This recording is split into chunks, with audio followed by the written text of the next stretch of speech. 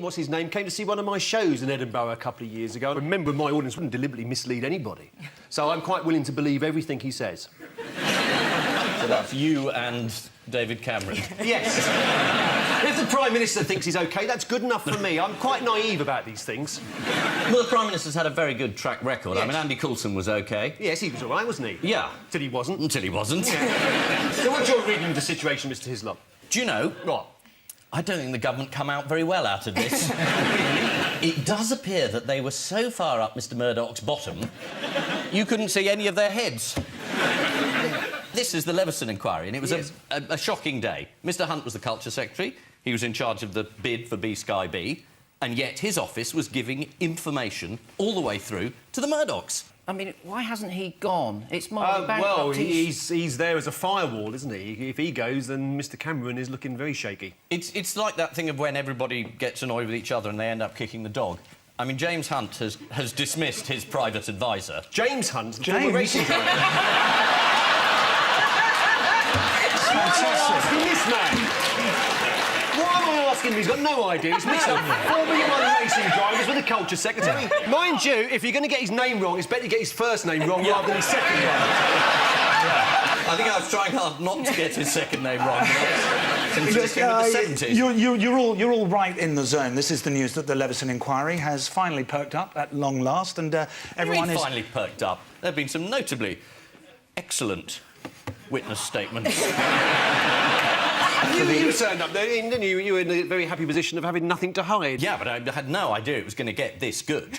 Murdoch today, selective amnesia, fabulous. You know, the medics must be having a field day. Can you remember anything about phone hacking? No. Can you remember how badly all the politicians have behaved? Yeah, bloody well can. What is in Michael Gove's handbag? Snacks. He's brought enough for You'll find everyone. crisps. And something else. The actual speech. The actual speech, is it? Oh, what happened there? I pressed, but everyone else spoke. I think Ian was speaking. Yeah, Ian was, to be I think fair. the speech is in there. Yeah. Because he has to then get down on one knee and hand Her Majesty the vellum parchment. That's absolutely... I'll have the chicken. Original sprouts. I mean, if you took a woman in her mid-80s and piled layers of fur on her and then put an incredibly heavy hat made of gold on her head and then made her read out 10 minutes of meaningless drivel, you'd be reported for abuse of the elderly, wouldn't you? You would indeed. This is the most powerful number, 7.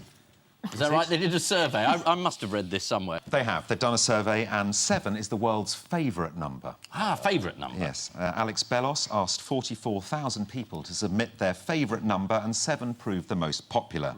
He describes it as the loner, the outsider, the Nigel Farage of the number 1. Shall we go through the top 10 world's favourite numbers? Yes. Yeah. Absolutely. What's at number 1? Number 10, sorry. So, number 10, what do you think? Number 9's number 10. No. Number 8's number 10. No. Number 10's number 10. No. Number one. No. 2. No, all numbers are available. Oh, 128. No, at number 10, the 10th most popular number is, in fact, 11. At 9... It's 10. No. 40. No. 21. No. 100. At number 9 is the number 2. 2. The most popular number in 8th position is 6. At 7, the 7th most popular number is 9, and the 6th most popular number is 13. OK, here's the top 5. This is going to be on Channel 4 for a whole evening. There'll be some talking heads in a minute. What do you think of 6? Yeah, love it. I've always liked 5 because it's a working class number. That's what I like about 5. Well, I think that 3, for me, I mean, when I was first growing up, I thought 3 was a magnificent... Oh, sorry. I've started auditioning. I'm sorry. Where am I? But let's firstly complete the top 5. Yeah. At number 5 is 5. Yeah, At brilliant. number 4 is 4. Yes. At number 3 is 8. Oh. At number 2 1. is 3. 3. The magic number, and of course 7 is the top one at number 1. But the study did ask people to describe the numbers between 1 and 10. 2 was thought to be cautious, wise, fragile and sympathetic. How do you think 3 was described? Nostalgic, sexy, unreliable. 3 is pretentious. Oh, God. 4, according to the people who responded to the survey, is laid back and a rogue. Yeah, this is absolute bollocks, isn't it? Nigel Forage. Forage.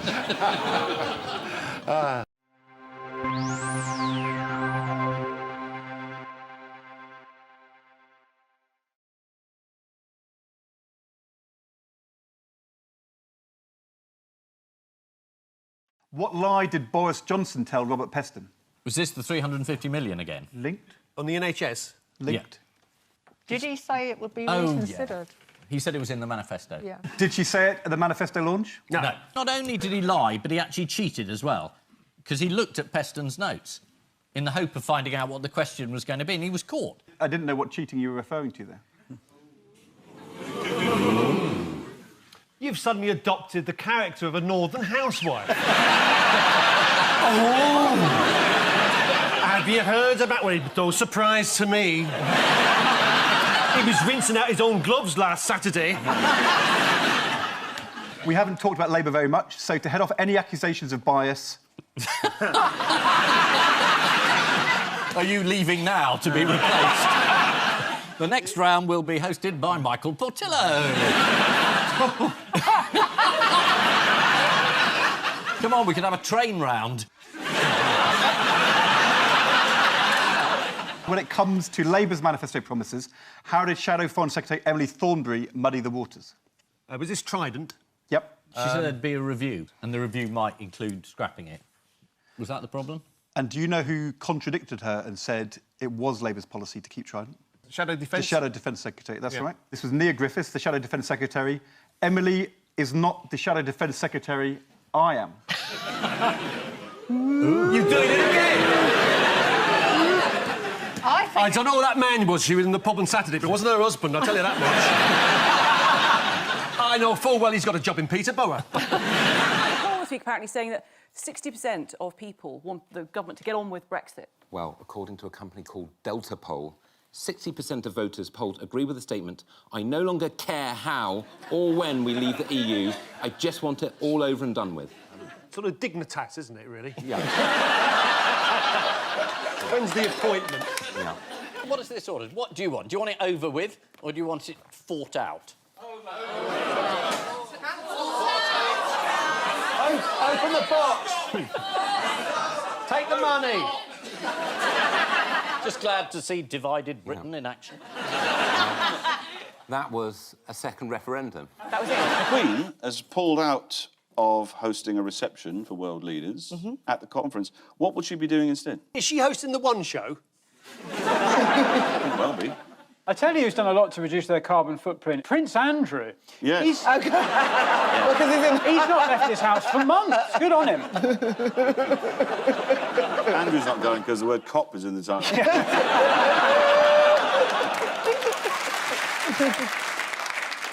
The Queen actually has been told to rest. But why is she so knackered? 95? And apparently sources have told the press that she has been staying up late to watch TV. What sort of source is that, though? Me, I probably said it. I don't know. It said, I mean, she probably watched the extended version of this show, which goes out at, I think, 3:07 in the morning every Wednesday. Yeah, it's good. Well, the BBC have been really giving it a push. They have. They've been giving it a right look. There you go, see? Contains some strong language and adult humour. Fuck me, I never knew that.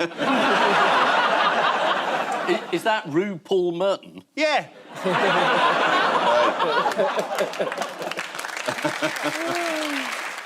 Blimey, students, they've woken up. They've been told that the teaching budget's been cut, they're going to have to pay 3 times as much and pay it back for the rest of their lives, and they're thinking, I'm not sure I approve of that. A student was interviewed and said, and I quote, There's no jobs out there, and now they're asking us to pay £9 a year, which, if you do 3 years, that's like 21 grand.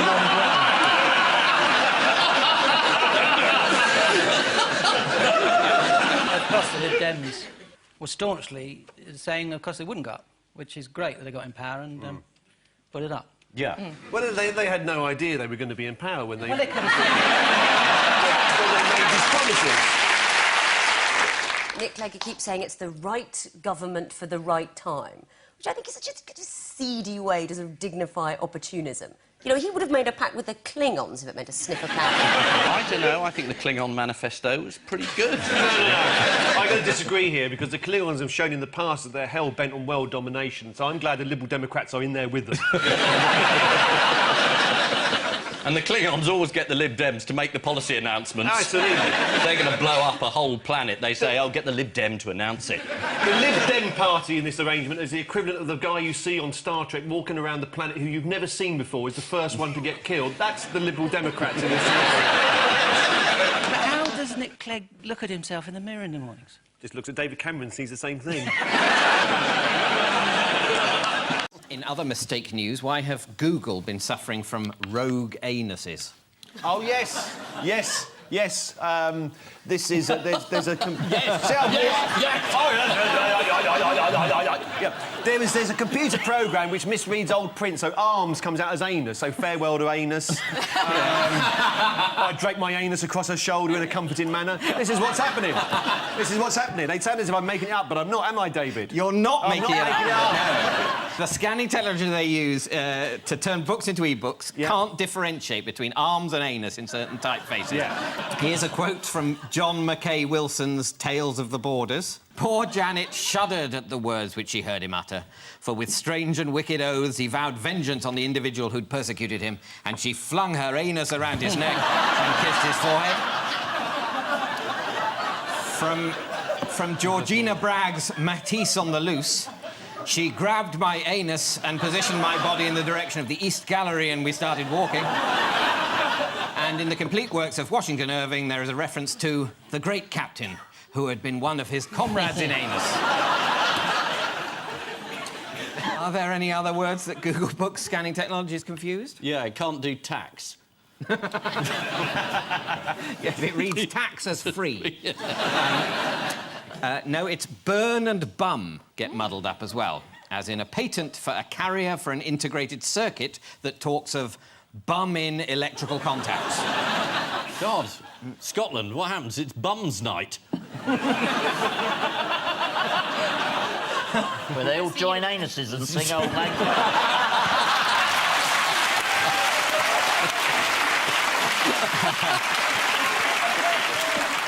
Right, let's have a look at Sam's choice.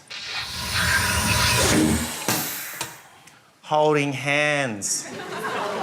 What? Oh. No, I'll give you an example. OK, no, wait, just wait. This is good. OK, the example is, OK, you know when you're walking down a very narrow footpath and you see, like, a loved-up couple walking towards you holding hands, OK? Now, a decision has to be made as to who's going to stand in the gutter of despair and loneliness, OK? Why should I be standing in the gutter of despair and loneliness whilst you're walking past me with your bloody love? Yeah?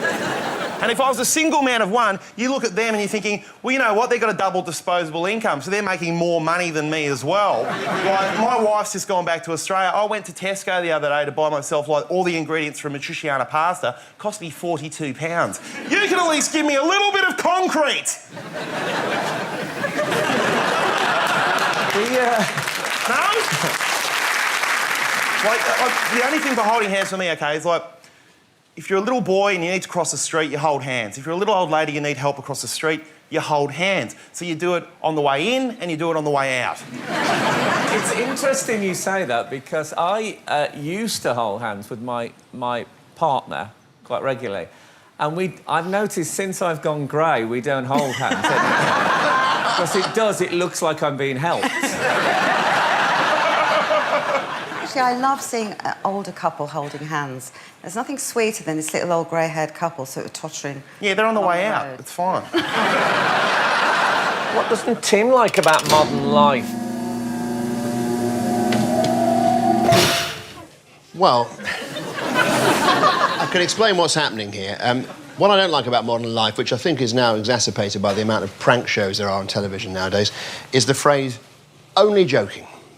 This phrase apparently means you can do anything, as long as you then say, only joking afterwards, and then everything's all right. This is an example of a physical thing that can happen. Here I am, this is me here, and I'm quite slim there, and I've got a napkin. I was playing tennis with a napkin. I said, don't serve yet.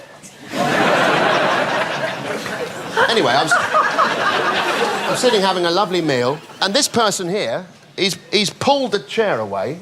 I've fallen down, probably hurt my vertebrae, and he has gone, with the red nose there just to sort of underline it, he's gone, only joking, and that's apparently... And I have to go, oh, right, OK. But that's not a joke. A joke is, I went on a date with a girl called Simile, I don't know what I met her for. Also, there's no only about joking. The joking is quite a difficult craft. People should say I'm only being serious, because anybody can do that. Well, you're right. Your brother does serious television. You could go and do his job tomorrow. Could he do yours? No. In case you don't know, Tim's brother is Sir Trevor McDonald. OK, what aspect of nature winds up Josh? We're all quite scared now. It's the only thing more controversial than Lord of the Rings. No, this is the home of nature and the great outdoors, and it is Devon. OK. Which is where I am from, so this is OK. Right. I think Devon's all right if you're not from Devon, because you don't have to have spent your childhood in Devon. To give you an idea of what it's like, my parents have got dial-up internet. What even is that? It's like the third world, Frank. Now, I don't want to come across as a city slicker here, but I can make a phone call and go on the internet at the same time in my house. It's amazing. What? It's like James Bond. And do you know how many children there were in my year at primary school? 4. 2 boys, 2 girls. 4 children in your year? Yeah, including me. You should have done so much better in life, shouldn't you? You had that, like, private schooling. Someone had said to me when I was 11 I'd get to meet Aled Jones and he'd tell me my life wasn't going very well. I'd have snapped their hand off. There's a kind of rivalry as well between Devon and Cornwall over little things where you go... For instance, I don't know if you were to have a cream tea, Frank. Oh, it just so happens. Now, which one of those would you choose? Because one is cream over jam. Oh. Yep. And one is jam over cream. One is a Devon scone and one's a Devon, and the other is completely disgusting and wrong. Yeah. I like jam first and then cream on top. Correct decision, Sarah Cox. Oh, really? No, but that's Cornwall. That's Cornwall. No, jam on below, cream on the top, that's Devon. No, no, that's Cornwall. Devon is definitely the cream on... So, the Cornish are right. I was... This place... To tell you how bad this place is, it's worse than Cornwall. Yes. This gives me the shudders. I'll tell you what, something happened to me. I was at a cricket match, right? And I was with the wife of quite a high-ranking cricket administrator. I won't say who. And she was a sort of, how can I put it? She was sort of full-figured woman. And they started bringing out the cream teas. And I said, because she was the wife of a cricket administrator, I said, I bet you've had a few cream teas in your time.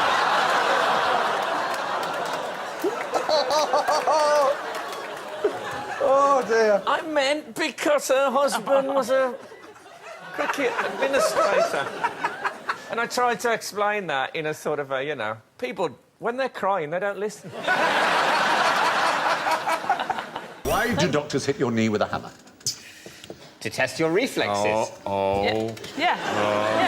That's correct, but what reflexes are they? The reflexes are the... It's because they don't like... There's nerves that run from the thigh upwards to the... head. No. No, you we think that. It's something to do... So the expression's like a knee-jerk response. A knee-jerk reaction, yeah, knee-jerk because it doesn't go to the brain. Yeah, it goes... It communicates amongst itself. Well, it goes somehow. up to the spinal cord. It doesn't go all the way up to the brain at all. Yeah. So it is unmediated by the brain entirely. It is absolutely a knee-jerk It only reflex. happens in 2 times. One is when you get hit on the knee with a little hammer like that, and the other is when you're asleep on a crowded train. It's only 2 times. And you never see a doctor rushing off with a little hammer. That's right. Anyway, what if you did a murder with your reflex? If someone sort of attacked your knee and then reflex, you had a knife attached to your shoe or something, and you killed them, would you be able to say, but the reflex, it didn't go to my brain, it only went to the bottom of my spine, so I didn't really do it? Yes. That's like when you're driving and you have an automated response. It's called like murder by automata, but you don't go to prison. So if you sneeze, for instance, and then you run someone over... Someone sneezed! Yeah. Talk about a reflex. That means there's been a murder! Has murdered someone. Now they know they'll get away with it. It's something like... If you walk into a room with a gun, cocked, sneeze, it goes off, you kill someone, you're in the clear. So if you want to kill your wife, what you do is you drive down to Dover, you get her right up against the cliff, and then you put your leg behind her and then get a doctor to tap the knee. Off she goes. And the doctor would go to prison. That would act up. The doctor would go to prison. I think so. What if he was sneezing as he tapped the knee? The perfect crime. Yeah. Broadchurch Series 2. I love this imaginary super compliant wife that you've found. Just come all the way here and stand there. What are you doing here? Why does the GP come with us? Isn't it a lovely view, my love? Stand still. Guys. Spiders. Oh, that's... It was like they had a debate first. Shall we applaud? Whole gamut of emotions. Yeah. So why? Why spiders? Well, I recently went to Australia and that was a whole nother ball game. I mean, I'm frightened of spiders here, but in Australia, they are massive. I mean, literally one picked me up at the airport. In a taxi. It's still on your head.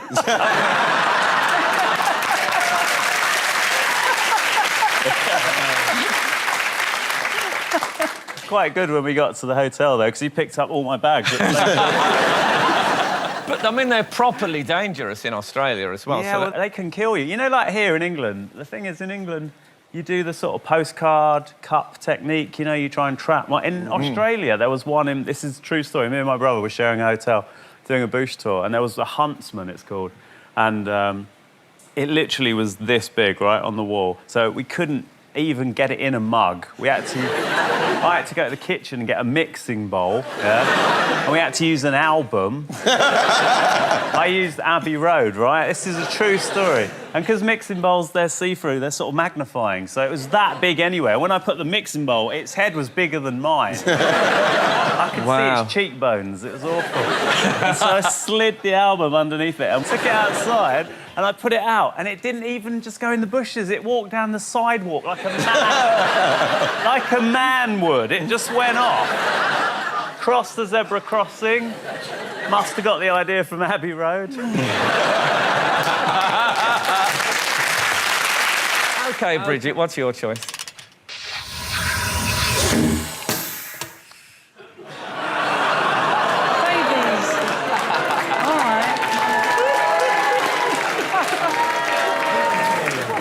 Calm down. Yeah, the Kardashians have babies, you know. You didn't mind those going in the room. Well, OK, so obviously they're very cute. If they weren't cute, the human race would have died out a long time ago because early humans would have gone, OK, I've done 3 days now, I'm out. That's enough. I just think they're overrated. I think that they contribute the least to society, that they are the most worshipped and revered people on Earth. After the Kardashians. They create chaos. If you replaced any of us with a baby, there would be chaos. Or a pilot, or a bus driver, or... You can't argue with that.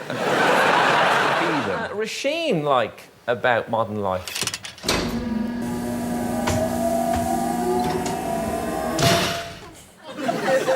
Me. Selfies. Yes. Selfie is a word used for people who take photos of themselves relentlessly and put them online.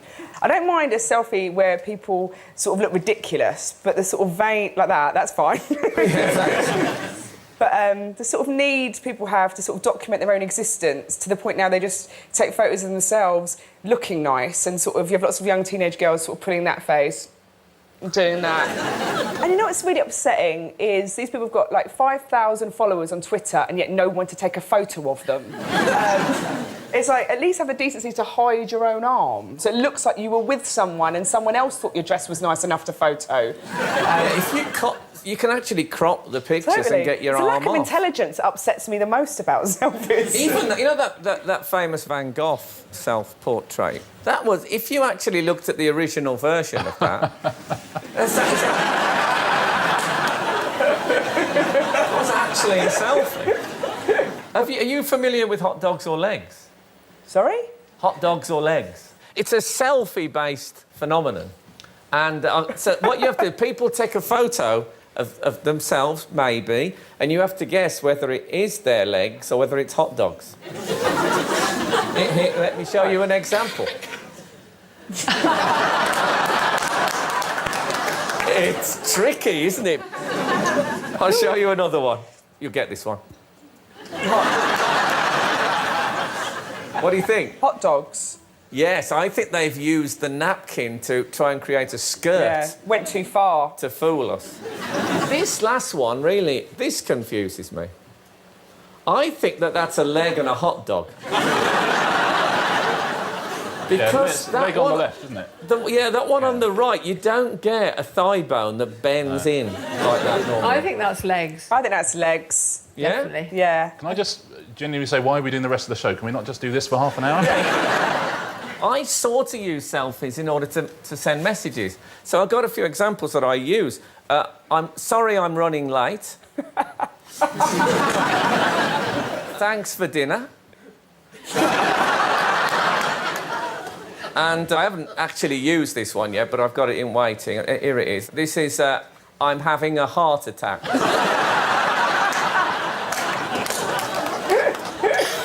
They've saved me a hell of a lot of time, I must say. What about Aisling's choice? Pigeons.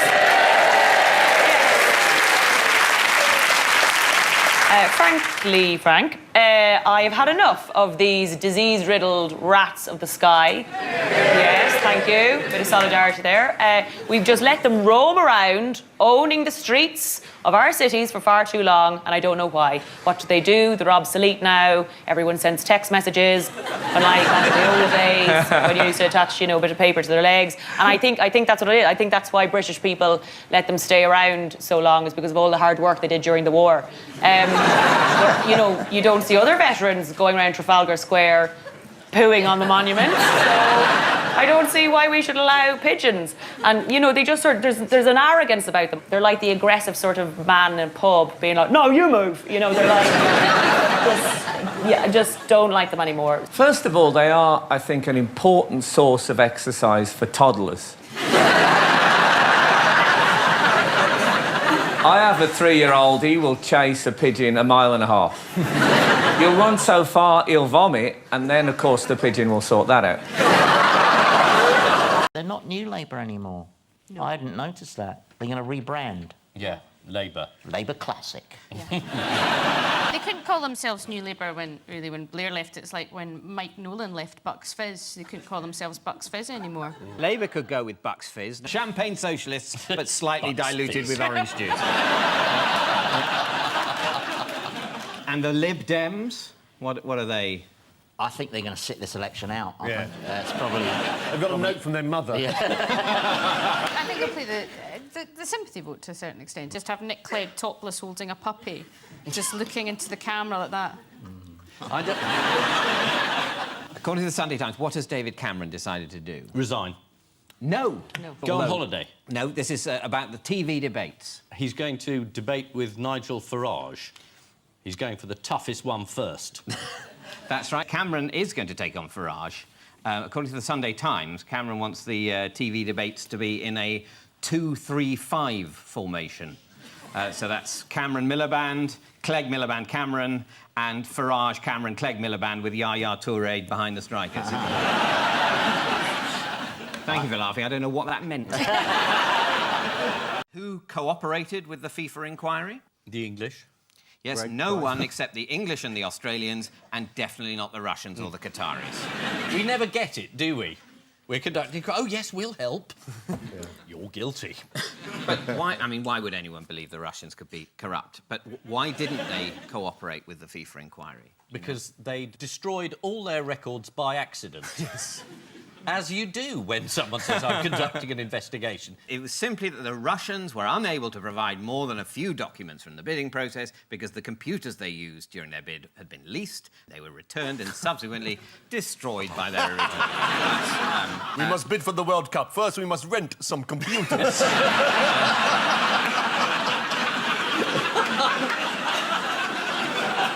Qatari Mohammed bin Hammam undoubtedly paid money to a delegate from Tahiti specifically to vote for the Qatari bid, but why have FIFA dismissed this as irrelevant? But they said he wasn't acting on behalf of the Qataris.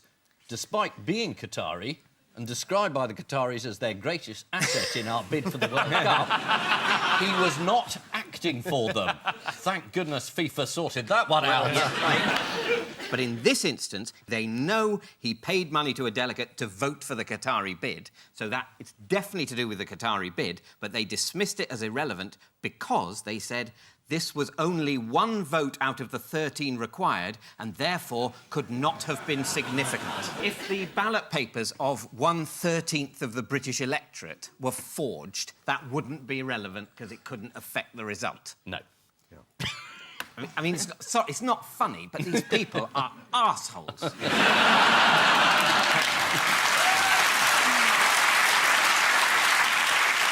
What, according to the FIFA report, did the English bidding team do that was so worthy of condemnation? They organised a gala dinner for Warner and generally sucked up to him. It's almost sweet, our pathetic attempts to bribe them.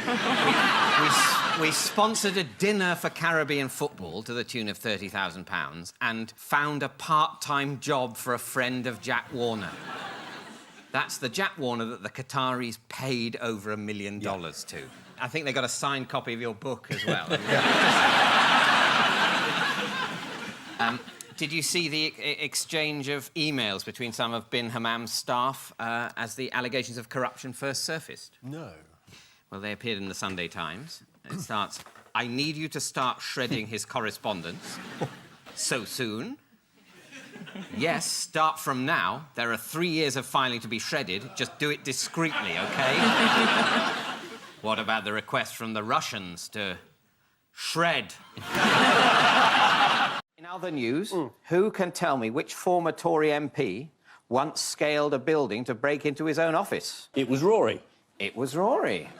Very impressive for a civilian, yeah?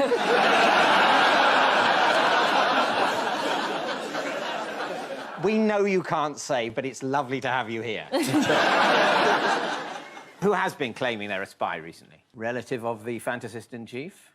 Stanley Johnson. Correct. Stanley Johnson. According to him, in the 1960s, he was recruited while studying at Oxford and giving training which included the task of blowing up the power station in Blythe on the Northumberland coast, which he did successfully. And why was Stanley Johnson only a spy for 6 months? Stanley himself told The Times, my incompetence might have cost people their lives. It's a bit of a family trait. This is the news that MI5 want to recruit more people from diverse backgrounds. Rory Stewart has denied being a spy, but has considered going undercover. He recently told New Yorker magazine that he considered living on a council estate for 2 or 3 years to better understand British poverty.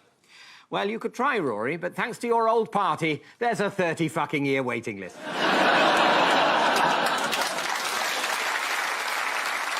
Time now for the Missing Words round, which this week features a guest publication from Rory's old stomping ground, the Penrith Ramblers Group newsletter. And we start with what mocked for looking like Phil Collins? Lewisham Town Hall. That's right, isn't it? I can tell. It's Lewisham Town Hall. Not right. But then people say it all the time. It's Phil Collins. Oh, no, it's Lewisham Town Hall. The answer is statue of baby Jesus, mocked for looking like Phil I've Collins. got to see this. Oh.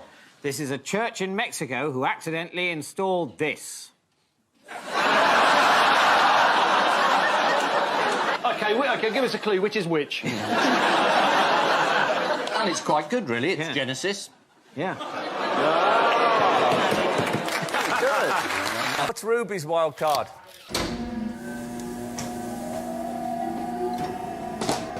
My mother. As far as eccentrics, this was the A-lister of A-listers. So I'm grateful to her for some of my comedy. We had a dog that she loved, Lumpy, and this is not tasteful. But, you know, when people came over, he would sort of grab their leg, you know, and it would smear them off. But my mother would go, look, the lover boy, he's dancing. And then she'd go at the party, she'd go, Lumpy, say Heil Hitler. And he'd go like this. I mean, oh no, she was way out there. Oh, to be fair, he was only following orders. Can I just say...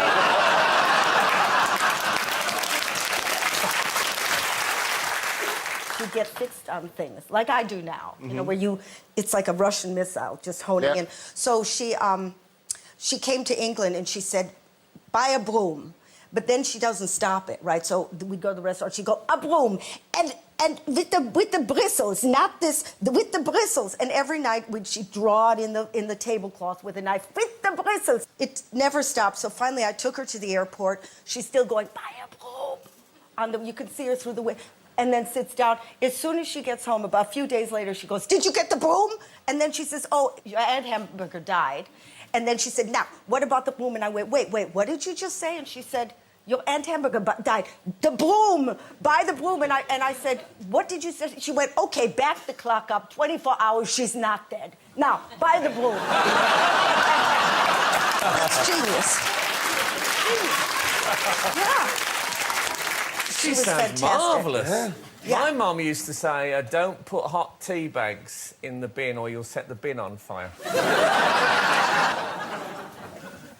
The world is such a filthy, suppurating toilet that there's nothing you can do, and you don't need to be marketed some crazy thing that they invented 20 minutes ago when soap and water does a fine job.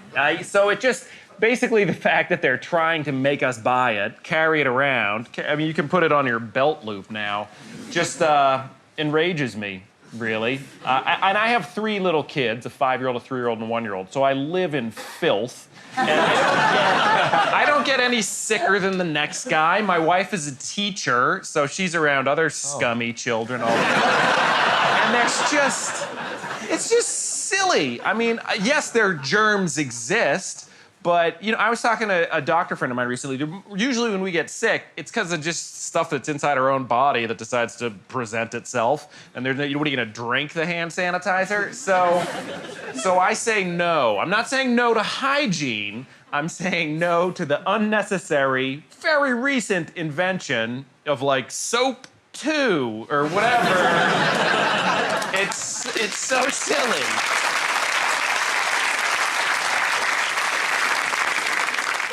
Apparently, your average hand sanitizer is 65% alcohol, which is 3 times more than vodka. Now, I'm a recovering alcoholic. Yeah. It would be safer for me to have human excrement on my hands. And that is certainly the path I've chosen. Now it's time for a round of quick-fire hypotheticals. Quick-fire hypotheticals! So, all you have to do is tell me the first thing that comes into your head, basically, all right? It's a quick-fire hypothetical question. Let's say you found a fallen tree in the forest, right? Obviously, it fell down before you arrived, but did it make a sound as it fell? Ooh, no. Well, no one's going to say yes. Yeah, you're right. I mean, do you know where this question comes from, as it were? It's a Bishop famous Berkeley. Bishop Berkeley, yeah. philosophical question, isn't it? That if there's no one to hear a sound... Is there a sound? Is there a sound? It depends so much what you mean by sound, doesn't it? Well, there isn't, because sound is the vibration of the eardrum. There is no sound Is it? if there's no one to hear it. Yeah. Yeah. Well, it depends, though, because part of the definition of sound is that there has to be a recipient for the sound. Yeah. Doesn't there? There's the thing that makes the noise, and there's the transmission of the noise, and then there's the reception of the noise. Yeah. But if there's no reception of the noise, then maybe the noise doesn't exist. Other things are still vibrating, but whether that vibration counts as a sound or not is That's the definition of sound is what happens in the ear. There isn't any sound if there's no one to hear it. It's a mooty point. If there's a speed of sound and it's only what happens in the ear, well, how do you get that speed between that and your ear?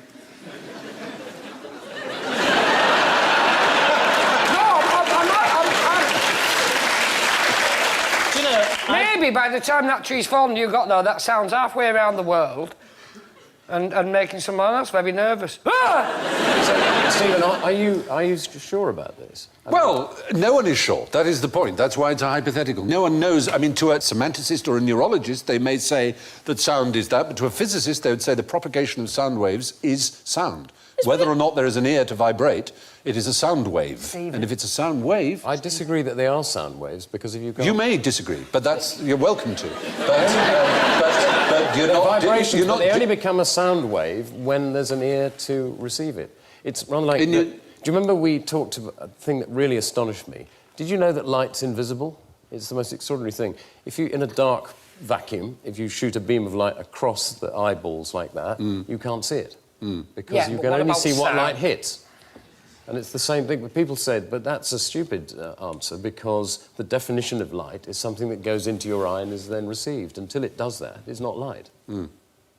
But we have all kinds of things like not ears, for example. Are you saying that it's not sound if it registers on a recording device that is left there without a human there? That it's bending the needle of a recording device? Does the machine not hear? Is it not a sound wave that is actually causing the machine to register? Well, but in Bishop Berkeley... So I talked about you, not about Bishop Berkeley entering the field. The point is, it's not as simple as just to say yes or no. That's why it's a good question.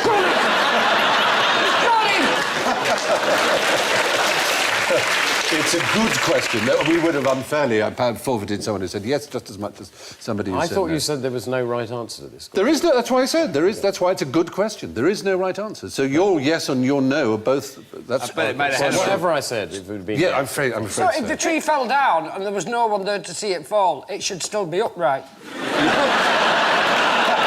Very true. My only conclusion. You're right. Yeah. Yeah. Anyway, Alan, are you keeping well? Yeah. What way is Iceland's most recent volcano similar to Genghis Khan? I think they're both shagnasties. Genghis Khan apparently has shagged everything that moves, and that he is the father and mother of all populations in Europe and Asia, so he shagged everything that moves. and the volcano, of course, has spurted out, had an orgasm of ammonia, and has fertilised Europe. Good answer.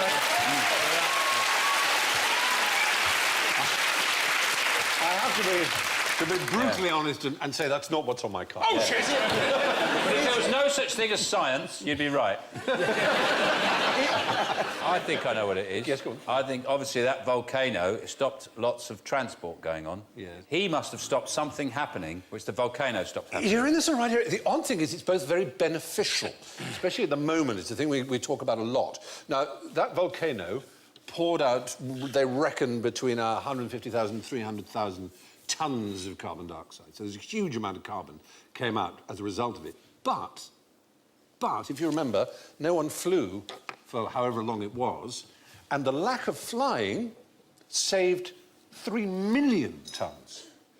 So, in fact, it was a huge offset of carbon. And in the case of Genghis Khan, he slaughtered his way across the world and had the largest empire the world has ever seen.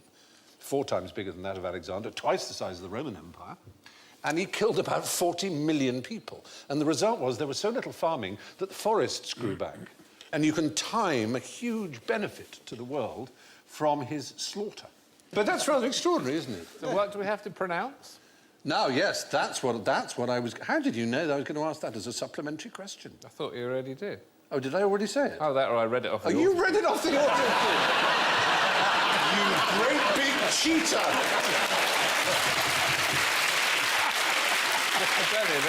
I would now like you to pronounce the name of the volcano, and it's written up there for you. Oh, God alive. You're prawn You should have been a newsreader. With your accent, you've got the best chance. It looks a bit like that, yeah? Any thoughts? Ye Jaff Yally Jockcrawl. Yeah. Brian, I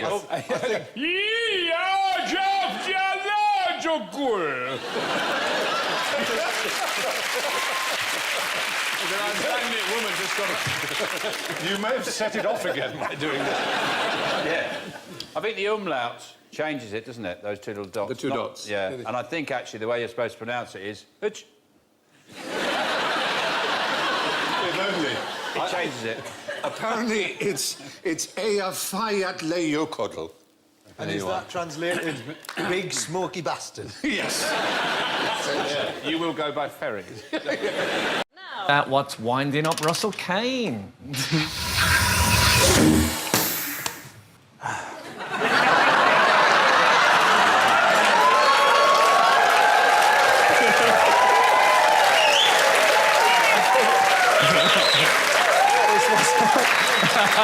This genuinely wasn't planned. This is one thing I would like to put in room 101 is men who get grumpier with age.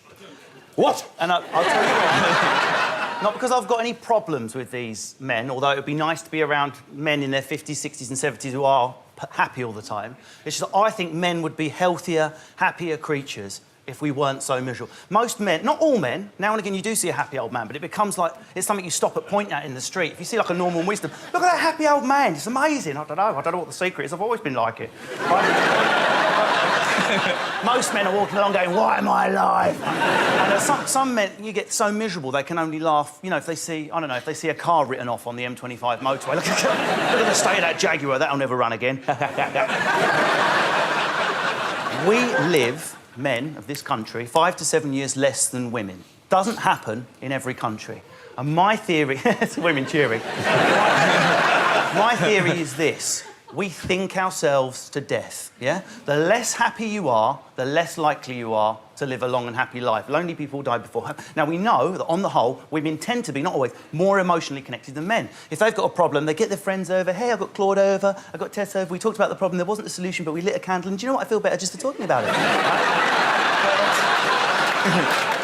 Whereas men... That's how it works. Whereas men will be like, I have a problem, I'm going to hold it inside till it's a diamond, then poo it out and die. Right? Now, the evidence is, in cultures like parts of Sicily, Sardinia, Japan, where there are villages where men can't sort of do that isolation thing, I need time on my own, and the houses are full of aunts and grandmas and daughters, the men's mortality rate equalises with the women. We are literally, by being grumpy, thinking ourselves to death. We go, oh, I'm not going to speak to anyone, heart attack, death at 60, leaving behind a generation of women, relatively young these days, who then have to pretend to grieve. How will I survive without the miserable sod? What a disaster! How will I go on? Without Barry mocking my parking, how will I survive? You can park forever in the crematorium. Goodbye, Barry. End of point.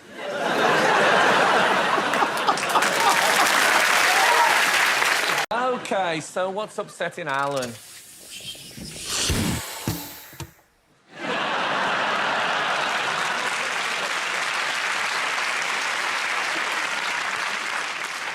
Advice, Frank, is what I'd like to put in room 101, because I think maybe I'm arrogant, but when people say, I've got some advice for you, I often just think, nah. Don't bother. But a lot of advice is terrible. Like, I think when you tot it up a whole life, there's probably about 3 bits that are any use, and one of them's yellow snow. And the rest of it, I just think, is waffle. Like, just bad advice. Friend told me that he was told when he was younger, dress for the job you want, not for the job you've got. Have you heard that? That's apparently business advice. And people think it's good. It's not. He is serving a custodial sentence for repeatedly impersonating a police officer. I think it's bad advice. I'm trying to remember if I've ever given Alan any advice. Have I? I don't think so. Because comedians do, especially, like, you know, elder statesman comics like myself sometimes. I remember an American comic saying, he said, I'll tell you something about stand-up comedy, and I thought, this could be handy. He said, always take your wallet on stage. Sensible. Yeah. And another guy, an English, he's a magician, actually, and he said to me, tell you some, I was very new. He said, I'll tell you something, Frank. He said, when you get a BMW, and you will, get power-assisted steering. That is the comedy advice that I've had from in my whole career, that's it. What does Adam Hills not like about modern life?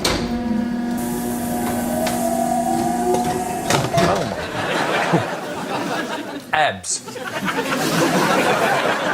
There's just so much pressure on, you know, there's fit and there's... I just can't do that. When was it important for people to have really finely honed abs? Do you know what I mean? Like all the sex symbols from the 70s, they didn't have abs. Paul Newman and Robert Redford, they didn't have abs. As opposed to Bruce Springsteen, who was photographed on holidays at the age of 62 with abs that no man should have. Wow, he looks amazing. Yeah. No, he doesn't. That's not right.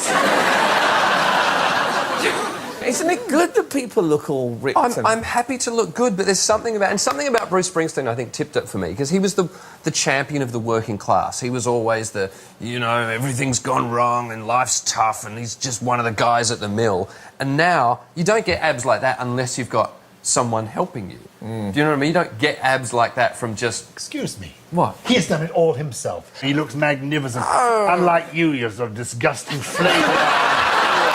Oh, my God. Revolting. When did you pose for this? I think that's... What about... Do you know Darren Lyons? Are you familiar with Darren Lyons? He was on Celebrity Big Brother, and he had...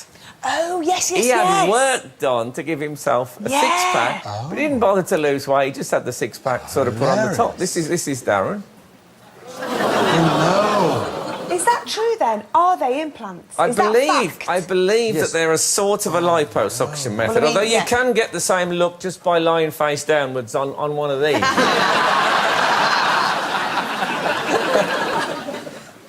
OK, so what is Mira's choice? Overuse of the word like.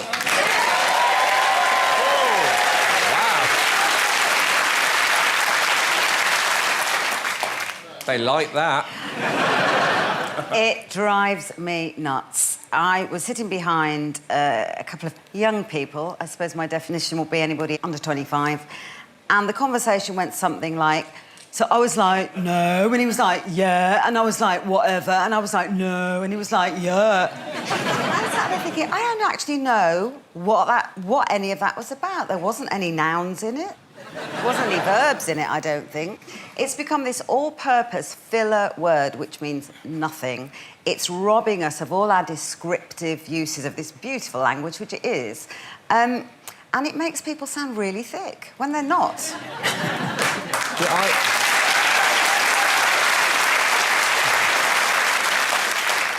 Oh, you got the crowd on your side. How many men have been president of the United States? Oh, it's 46 or something. Well, shall we ask the great man himself? Shall we ask the current president? Is he here? Is he here tonight? Ladies and gentlemen. What a waste of a guest. I'm glad we've given up my seat. I think he sat in the audience for this one. Here he is, the president, but which number of the United States? He's here to tell us. I thank President Bush for his service to our nation.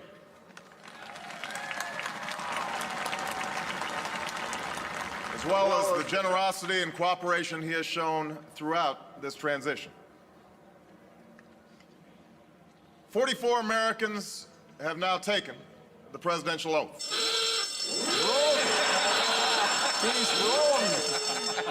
He's wrong. He made a mistake. He's only been on once and he's wrong already.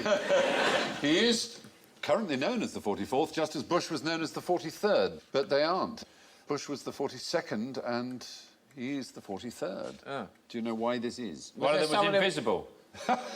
Was there someone who was president for a bit and then stopped being president? Someone else was president and came back? There was one non-consecutive president, Right. who was the 22nd and the 24th. Why did they count him as two? That doesn't make any sense. Yet they count Clinton as one. Yeah, because his terms are consecutive. This one was the 22nd, then Benjamin Harrison was president, and then he was the 24th. This was Grover Cleveland. I think if I was doing that, if I was setting that system up, I would have gone for the number of different men. Right? Yes. I would say, you know, that you get a new number if you're a different man. Person, exactly. Not if there was a gap. No, I know, but there's only ever been one gap, and for some reason they didn't do that. So when he took his second oath, he was called the 24th president, although he was the same man who'd been the 22nd. Well, he was actually Stalin. He was, he does look a bit like So not only did he rule Russia, kill millions of people, he was two presidents of the United States. It's a weird system, That's isn't it? CV. It's quite a bombshell. Now we know what he was doing in between presidents. Yeah, exactly. Barack Obama is, in fact, the 43rd person to become president of the United States because Grover Cleveland held the position twice with a 4-year break in between, making him the 22nd and the 24th president of the United States. How many Spartans died at the Battle of Thermopylae? Oh. This can be 300. Well, I saw a documentary about this. Yeah. And I'm pretty sure it's definitely 300. The film is called 300? Is there not a thing that one... Because there weren't just Spartans there. Sparta! There were... That is how it's pronounced. There weren't just Spartans there. There were other... But I think one of the Spartans sound There was nasty. a narrow coastal pass that was defended just by Spartans, 300 of them, plus their king, played by Gerard Butler, who was... Spartan! Called... The 301st? His name was... He was the 301st. Leonidas, if you prefer. Leonidas. He's now got a chain of chocolate shops. I was brought up to call him Leonidas, but Leonidas it seems to be the way now. I don't know. Who knows? But Leonidas or Leonidas, thank you. He defended a narrow coastal pass, and so they're 301. Only 299 Spartans died, though, so it leaves 2 who didn't. Leonidas did. 2 survived because they never took part. Mike and Bernie Winters. A lot of nudity going on, which was a very Spartan thing. Yeah. Oh, he's got his sword. The couple by the tree seemed very fond of each other, one's grasping the nipple of the other. Their swords casually laid against so them. much effort and not put your pants on. Isn't there something about the one of the ones that they were ashamed? They were desperately ashamed. One called rather wonderfully Pan-Titties. It's a bit like... Do you mean pantitis? There was an MP who was introduced to Churchill, whose name was Bossum, and Churchill said neither one thing nor the other. But anyway, Pan-Titties, or Pant-Titties, or whatever he was, Pantites, went off to deliver a diplomatic message, apparently, an embassy, and he hanged himself from shame when he got back and saw that he was the only survivor. In fact, he wasn't the only survivor, because Eurytus couldn't fight because of an eye infection. The Spartans have taken all the credit for the winning of the Battle of Thermopylae, but it was very much a combined effort with the Athenians, who were their allies at the time.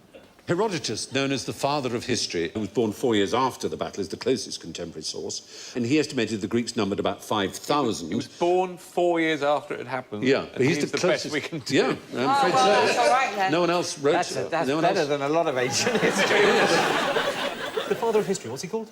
Herodotus. Herodotus. Because it must have been a lot easier when he was around. I'm not having a go at him. No, it's a very fair But less point. things had happened back then. Fewer things. Yes. I think... Someone would tell you that. Common usage. Play common usage cards. It's so like being back at school. It's unbelievable. Apparently you can say less or if you want to now. Yeah. Apparently you can just say what you like these days. Yeah. Apparently that's You can literally say less if you want. Apparently you're not allowed to scream idiot at people. What was the point in getting an education at all? I know how to use the apostrophe. Apparently now it doesn't matter.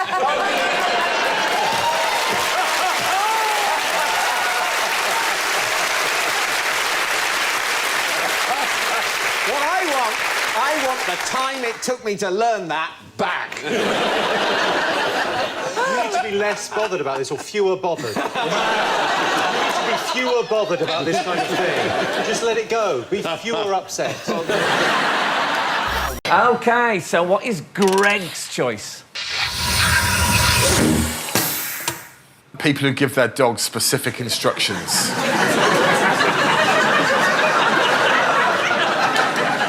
That old chestnut.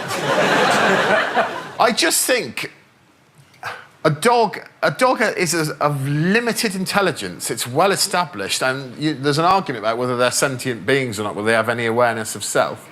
I can't be bothered to get into that argument, but they're dogs, OK? There are people in my local park who are having full conversations with their dogs. They're going, oh, Coco, don't mess around in that bush. And I think Coco doesn't know he's in a bush. Coco has no concept of what a bush is. Coco is just trying to smell other dogs' wee and try and find something to eat or have sex with. There's a woman in my park who walks about 5 dogs and she's going, oh, Lulu, don't play with Coco's stick, that's his stick. Well, Coco has some concept of ownership. And it wasn't his stick anyway. I saw him, he picked it up in the park. And the same can be applied, while I'm on the subject, to toddlers. I don't... I've heard mothers in West London talking to 2-year-olds going, no, don't play with that bowl because you're going to spill food on the floor and someone's going to have to come and clean that up. And the toddler's going, because all they've got a concept of is there's something they can ram in their mouth. They have no concept of the expert. I'm genuinely furious. That's winding up Diane. Magicians.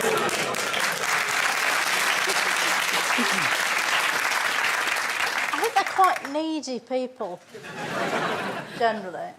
Whenever I watch them, I'm never entertained. That's quite a negative review. Isn't it? Really? Yeah. I love it. I don't. There was one that I went to a restaurant and there was one that was going between the tables, between courses, and showing you a card trick. And then he'd finish the card trick and he'd wait. And you can't just go... You've got to go, oh, that was good. How did you do that? So you feel like they're getting more out of this than you are. I think it starts with parents giving kids magic sets. Because if you give a kid a magic set, that's like a starter kit for a psychopath, isn't it? I never had a magic kit, I must admit. Is it a common gift for children? For psychopaths, yeah. OK. It's so boring. It's like cups and balls. Who cares? Pulling flags out your sleeve. I just can't find any enthusiasm for it. So, what's upsetting Richard? Audiences cheering. I mean, that could be enough. But audiences cheering at the name of the town in which they reside. I just don't see why you need to emit that sound. I mean, you know, I'm from Ipswich, so obviously I can't emit joy. So it seems very strange to me. I've never understood it. You say Hull. It seems odd. I don't know what I'm meant to do with that information. Are you happy about Hull? You're happy. OK. I think it's a form of missionary work, isn't it? OK. It's that man saying, you probably think it's terrible coming from Hull, no, but in fact it's... Right. Hey! OK. I think that's he's selling Hull as a concept. Yeah, I mean, it's not a long pitch for Hull. It makes me feel like everyone's been hypnotised. And someone said, when your town's name is mentioned, obviously you'll have to go, hey! And someone's gone, and they've never been snapped back out of it.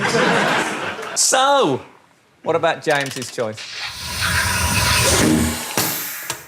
The shot put.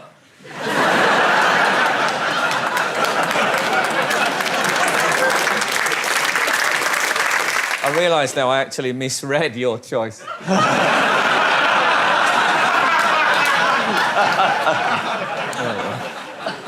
You can't not like the shot put, can you? Oh, I can. Who here is a fan of the shot put? One guy. And he's a liar. Right, here's the problem. At the Olympics, everyone does their stuff and it's amazing, and you're seeing people doing things, you go, I couldn't do that, it looks incredible. The shot put, it just looks rubbish. They throw it, and literally he's here, and he throws it, and it lands there. And I know it's heavy, but I've never held a shot put, so I don't know how heavy it actually is. So I don't know context for it. So all I'm doing on TV is watching someone throw a ball a little way. That is it. There's a certain method, though. You have to hold it tight to your chin and straighten the arm. Yeah, you've got to do that. Yeah. How's that fun? The Berlin 1938 Olympics got a big cheer every time. What sort of people make Henning Wehn angry? Oh, dear God.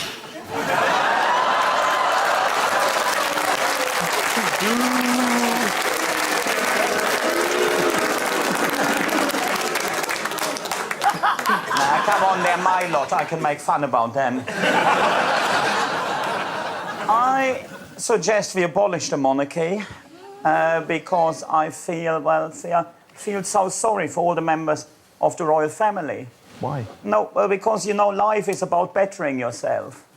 But when you're born into the royal family, how are they going to better themselves? And here's everything. OK, then.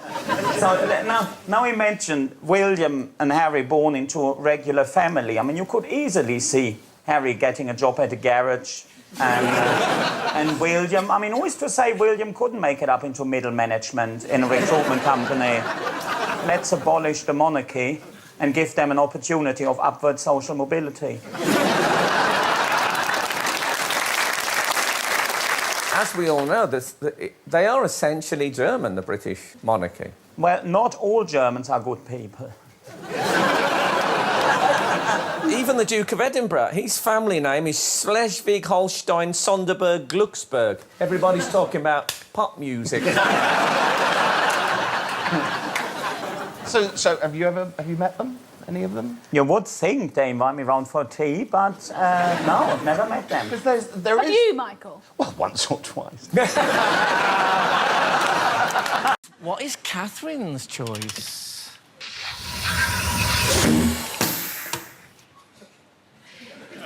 DJs. Yes. Oh, yeah.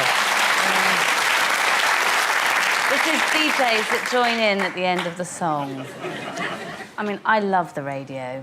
I've not listened to your show on the radio because it's too early, but I love the radio in the morning. It's a podcast. But carry on. So I love the radio in the morning, and, you know, you're listening to a song, they've played maybe, you know, Elvis in the Ghetto or something really moving, a storytelling song. You're in that special place, looking out the window at the morning happening. And then they just have to crash in and butcher it over the last 2 bars because they can't not hear the sound of their own voice for more than 20 seconds. I have actually almost lifted up the radio and thrown it through the kitchen window because it completely destroys. What's the point in playing a song if you're not going to let people get to the nice moment at the end when the song has finished and done its work? Yes. Do you do this? Am I putting you into Room 101? I don't do it that much. Oh, I didn't realise you did it. I don't do it off. I interrupted. I played Vertigo by U2 a while back, and in the middle of it, I came in and started talking. In the middle? That's even worse. Yes, because they had interrupted my iTunes music with their album.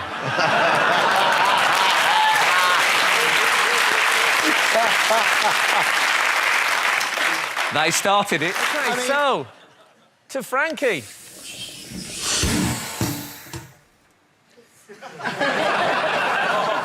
Celebrity atheist. I am an atheist, but I don't like celebrity atheists. I was a very bad Catholic, unless you include my attitude to condoms, in which case I was an amazing Catholic. But I don't like the judgmental nature of celebrity atheists. I think some religions have done good things. The Quakers fought against the Vietnam War. Liberation theology in Central America, those people all got killed standing up for poor people. And what's the reward? To be looked down on by Ricky Gervais. I don't need Ricky Gervais to tell me that God doesn't exist when I watch Derek get recommissioned twice.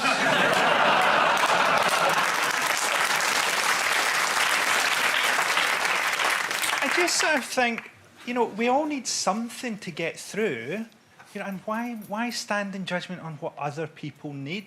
So Ricky Gervais or Richard Dawkins, whoever, they need retweets or whatever they need, and other people need different things. I just feel the whole thing's a bit religious. You know, so it's the idea of certainty to me is very religious. The idea of judgment is very religious, and it's blaming God, it's blaming religion. You know, they go, religion causes violence. Okay, some violence is caused by religion. Some violence is caused by lager. Some violence is caused by people cheating at pool. But at the moment when you go, I'm blaming that on God, that's like you don't get any mayonnaise in your chicken zinger and you blame it on Colonel Sanders. I can sense Nicola here thinking, what's wrong with violence? Okay, what doesn't Lee like about television?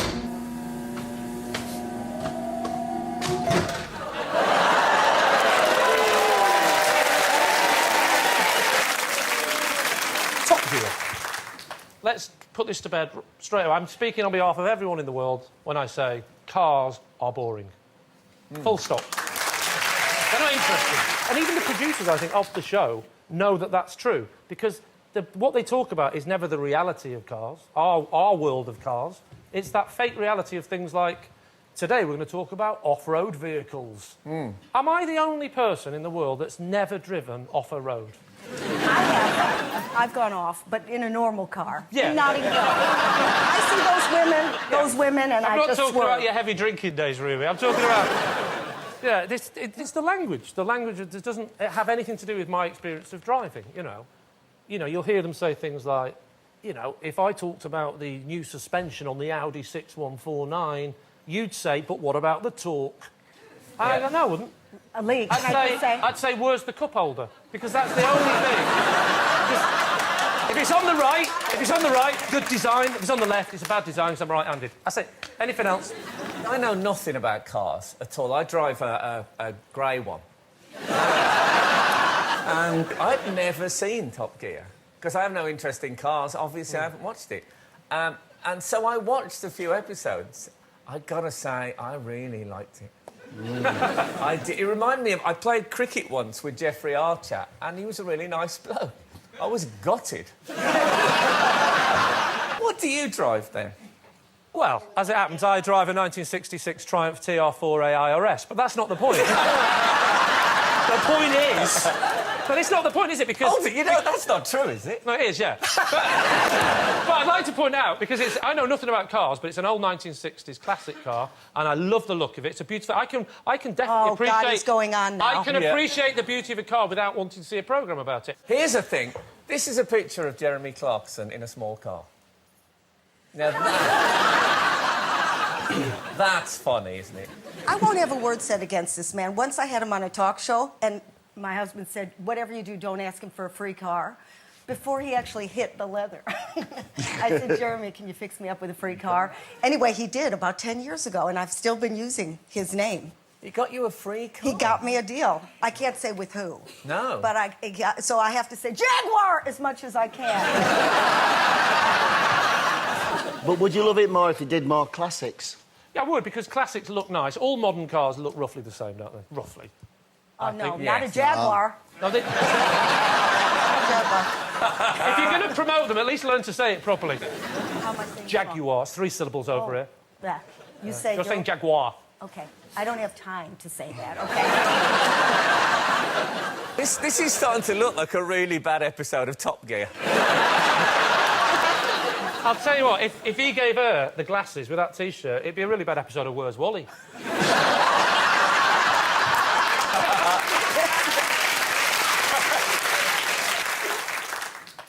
What's Russell's choice? Grumpy kids. Exactly, right?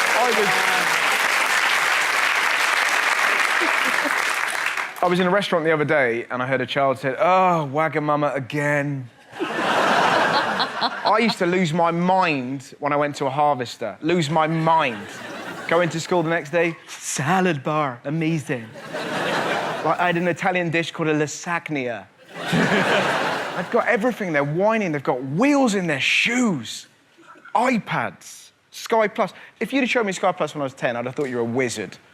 Like that, towards the telly. And, like, could have been so much worse to just... Every kid I seem to do, like, I'm talking about 10-year-olds, just whining, tubby messes. And... it just does my head in. But it could have been worse. Could have grown up in the 80s, where, you know, the telly was awash with offenders, and, you know, it was, you know. And, like, think of the hours we played the recorder. The hours we did that. Have we ever needed it? And I've never been at a party, and I know what this needs. Girls in the corner. Do you know Little Donkey? You know I do. We have a picture of you when you were, I think, 12-year-old. Oh, really? Russell. OK. Oh, there you go. Oh. Happy child. Well, I haven't seen that for a long time. I look a bit like Harry Potter's German pen pal. Like, who would have thought that when I sat for that picture, it would end up on telly and people would just be like... I know. Yeah, just smile. What's the worst that could happen? All right. When I was at school, the big game for us was a thing called pile-ups, where one kid lay on the floor and 50 kids lay on top. You'd be on the bottom thinking, shouldn't my ribcage be inside my blazer? I feel a bit sorry for kids now, though. I live in quite a sort of a posh bit of London, and I think the kids there just don't get enough sugar. You know, they ask for a cornetto, they get a little box of raisins. That's not parenting. Well, exactly. I remember, like, remember Angel Delight now? There's a pudding. Yes. One bite of that, you know, I'm going on the roof! my sister, it's one of the greatest moments in the Howard family. My sister's eating Angel Delight. She goes, Dad, what's Angel Delight made of? And my dad just went, dead angels. That's parenting. Me and my brother are like, this is the best day ever! Steak news. Why have Google been suffering from rogue anuses? Oh, yes. Yes. Yes. This is... there's a... Yes. Yeah.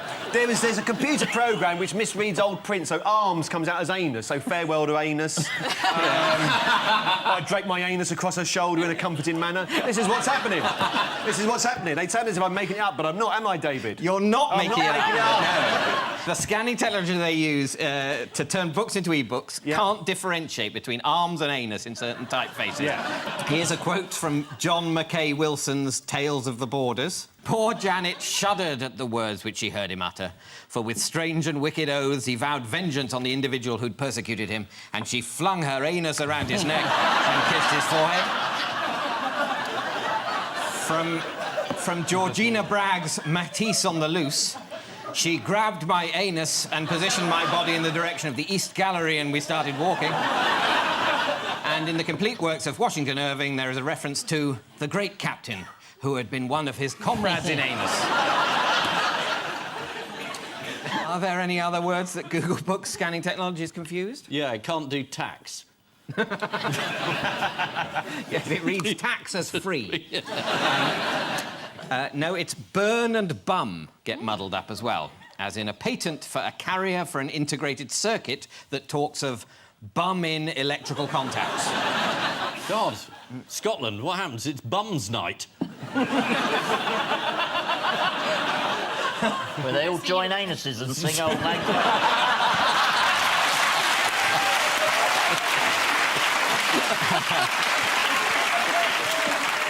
Time now for the odd one out round. One between you this week. Your four are SpongeBob SquarePants, Sally Burko, Walter Tell, and Carmen Miranda.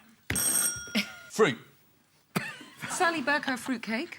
No, she was caught... I'm sure I saw this on Channel 4 News. This was big. She was at one of the conferences balancing some item of fruit on her head in a bar. Yes, that's correct. Walter Tell, son of William, balanced an apple on his head and had it shot off by his father. Carmen Miranda had a whole bowl of fruit on her head. Fantastic, and sang, yes, we have no bananas. SpongeBob SquarePants, he's quite a guy. Bob is the odd one out. Yeah. Is it because he's got a friend called Patrick? And he's the odd one out because nobody else knows anybody called Patrick. Where does SpongeBob live? He lives under the sea. In a pineapple. Yes, but also under... A pineapple. No. Yes! Yay! Hello! Right. Is there an echo? Did you say Is there an echo?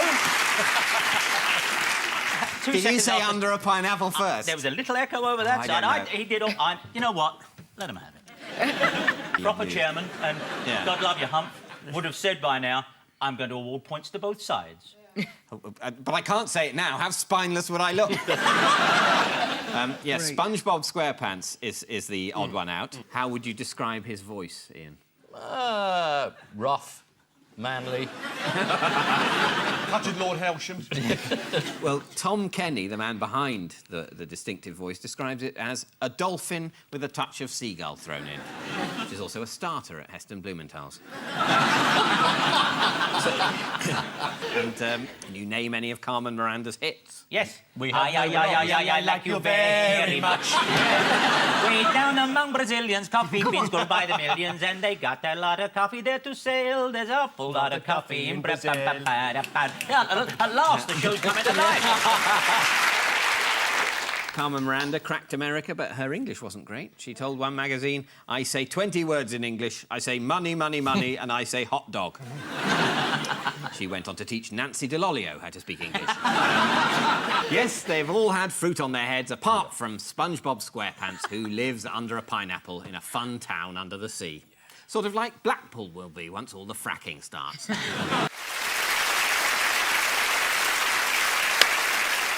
Before we start, I have a little surprise for Bill. So, what? I have a little surprise for Bill. You're fired. In You're off the show. In order to make this announcement, will you please welcome the man who is the inspiration, the man whose idea it was to do QI in the first place. He is the genius that is John Lloyd.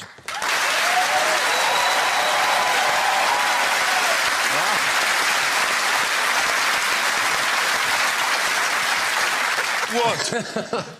Now, I would say Bill is the original QI panellist. He was on the pilot 21 years ago, so we owe him a lot, really, to make this such a success. Oh, thank you very much. But you may remember a few years ago, Bill, you were slightly embarrassed because the panellist with the most appearances on QI was Phil Jupitus. Yes. And we awarded him a certificate to mark that occasion. Bastard. But tonight, he did 3 more shows since then. Yes. And tonight, you have caught him up because this is your 46th show, equal with Phil Jupitus. Yes. Many congratulations. Thank you very much.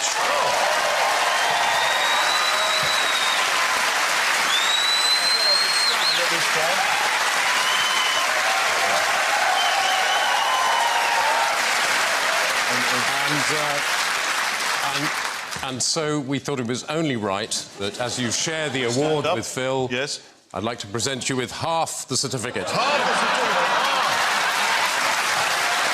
Yes. Thank you, John. Thank you very much. John Lloyd. Thank you, John. Really. I will treasure this. Thank you so much. You can put that next to the dancey thing. Yes, I'll put it next to half a glitter ball. This is the news that a number of female mayors has, for the first time, overtaken the number of mayors called Andy. So, what did nobody see coming? Well, everybody saw a Tory rout coming, and it was indeed a Tory rout. They lost Yes. 500 councillors. They lost the West Midlands mayoralty. They lost the Blackpool South by-election. And they lost their passion for life, Bill. And at the end of the evening, the Lib Dems had won more councillors than the Tories. Now, that's bad. And they had a sort of defection as well, didn't they? Yeah. They did. Natalie Elphicke. who Yes, is- let's have a look. Yeah, there she is. At the last minute, just before Prime Minister's question time, she defected. She crossed the floor, which is amusing because she's the MP for Dover and she's used to people crossing her. And also, she was about as welcome as a surprise visit from Matt Hancock. Well, you sound like you're speaking from experience, sir. A lady never kisses Of and course, tells. no. Name some famous vegetarians for me. Well, Hitler. Oh, dear. Everyone thinks you want to. wasn't. He is in my mind. All right.